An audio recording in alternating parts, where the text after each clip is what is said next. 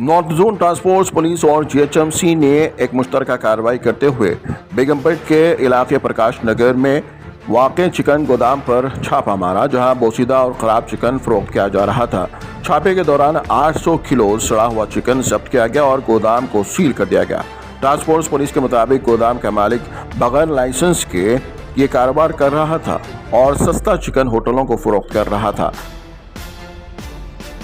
सड़ा हुआ चिकन 50 रुपये फी किलो यानी कम कीमत पर होटलों को फरोख्त किया जा रहा था, जिसे होटल मालिकान अपने ग्राहकों को खिला रहे थे, जिससे शहरियों की सेहत मुतासिर होने लगी।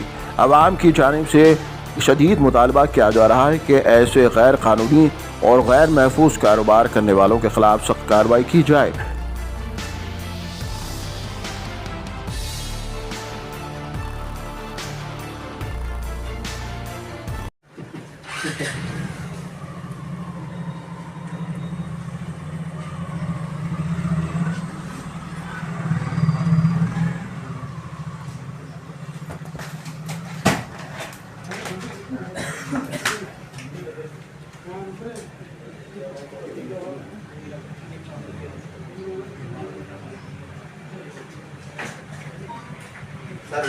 दिया मसाला मसाला तरह एक गुट्टा दिया